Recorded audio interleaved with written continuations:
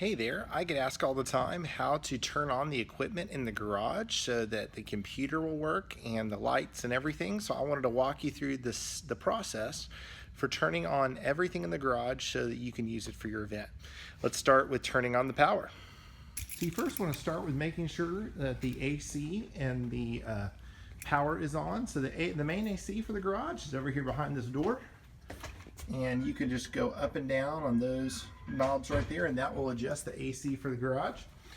There are two power breakers for the main speakers and the screen for the garage that's located in this HVAC room right here. So you just go into the HVAC room, flip on the light switch, you're going to walk down here to the left, and as you open this door right here, you're going to see these X's down here.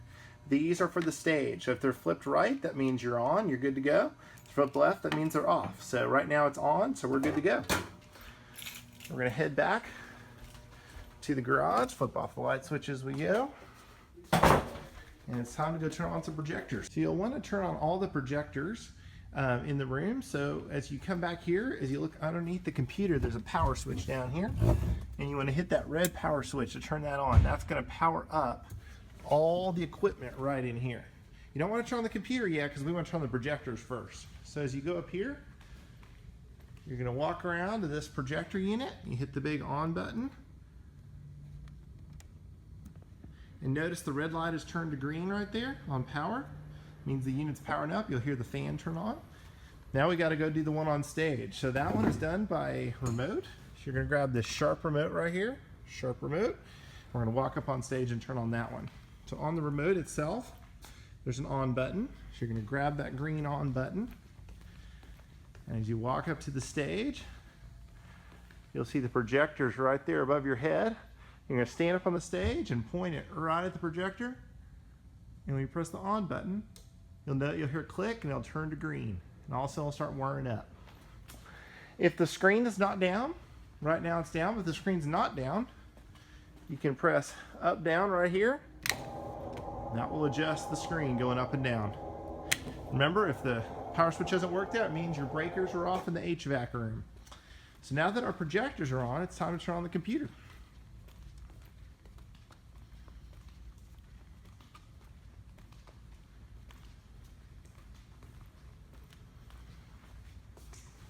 All right, the power button for the computer, bottom left. Reach your hand underneath on this back side here. There's a little recessed button back there. You're just going to hit that power button. And then you'll hear the machine turn on just like that. And you sit down, wait for it to boot up here.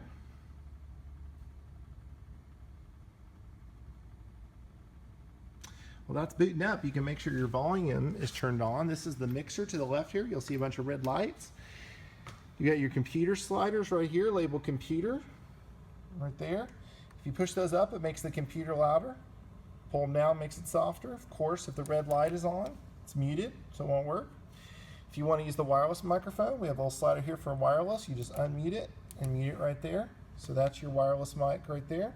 And then the master slider, far right, these master sliders, if these are all the way down, you won't hear anything. So you got to turn those up as well. So there's your master sliders, your computer, and your wireless right there. Computer's booted up here. So we're going to pick the Garage Mac ID right there. Password is Garage, capital G, A-R-A-G-E, Mac, capital M-A-C. Here we go, and it's going to boot up right there.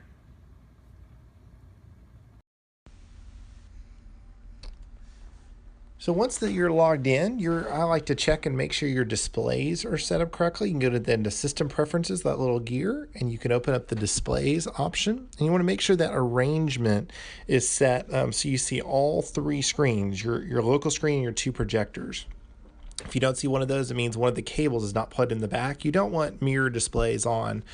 You want it to extend the display across your projectors. So once that's done, you can launch ProPresenter. And then it ought to remember the displays that were previously used. Once you log into ProPresenter, you're going to see on the left playlists. For each ministry event, you want to set up a playlist that's going to play things like PowerPoint slides and movies and countdown videos and the content that's going to show up on the screen. To load content is pretty easy. Foregrounds are things that do not loop. Backgrounds are things that do loop. So you want to make sure to pick the right container, and then you can go in and find, for example, a movie or something you want to load into ProPresenter, and you can simply drag it in, or you can go to the top left and click File, Import, and you can choose what you want to import, whether it's a PowerPoint or a video. So we'll just go ahead and import a quick video here just to kind of show how this works, and it'll grab any kind of movie file, MP4, any of those kind of standard Apple movie files, and play them. So once you grab one, you're going to go ahead and select it and click Open. It's going to add it to your bank of videos in the bottom there. If it's already in that list, it'll ask you if you want to write over, so it's fine to click write over. If you ever get prompted, it just means it's already been loaded once, that video. It'll show up as a little box in the bottom. You click and drag that little box over in your playlist, and it is now ready for you to play in the order that you select there. So it's pretty easy. You just go find your video, whether you're going to download it from YouTube using KeepVid or any kind of video kind of thing. So I'll just show it one more time. Import video. Go to downloads. We'll go grab like a worship video that we downloaded from KeepVid. Get that thing loaded in, and we'll click open there. And it's already been loaded, but we'll click right over and load it again. And there it is, showing that little icon. You can drag it into your playlist. PowerPoint is very similar. You just do that import process with PowerPoint, and it works very similar to the video. So you just choose PowerPoint instead of the video option. You'll go find a PowerPoint, and we'll just go grab one here. And PowerPoint's, instead of loading in the video image box at the bottom bank, it's going to actually load as a song in the library off to the left-hand side. So it takes just a minute to launch PowerPoint if it hasn't been launched in a while. So whenever you import a PowerPoint, it's going to use PowerPoint to interpret that file and then throw it into ProPresenter. So just got to be patient for it. Let it do its thing in the background there. What it actually does, it creates a PDF of the file, but most people don't need to know that.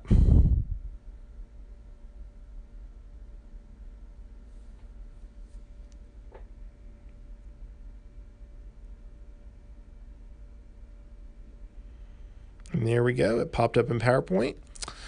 And normally all this happens kind of in the background screen, but if it ever pops up like this, after it does its converting, saving, you can just close the PowerPoint button with that little X right there. So just click that, shrink, click the X, get back over to ProPresenter, and you will see on the top left in the library, the PowerPoint we just loaded is now over there. This coffee cup PowerPoint slide we have. So we're just going to grab that guy and drag it into our playlist, and it is going to now be usable just like any song or video would be. So just to show that one more time, we'll go and import another one here.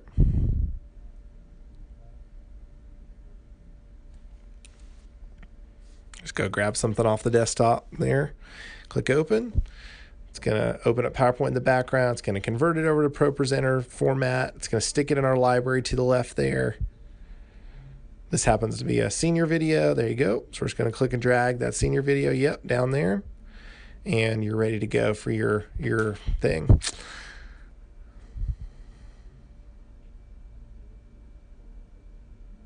And then you can just remove things that are in your playlist just by right-clicking and click Remove Playlist. Then when you're done, you just click Quit ProPresenter, reverse the process. You can click that little Apple button in the top left and click Shut Down, and you're done.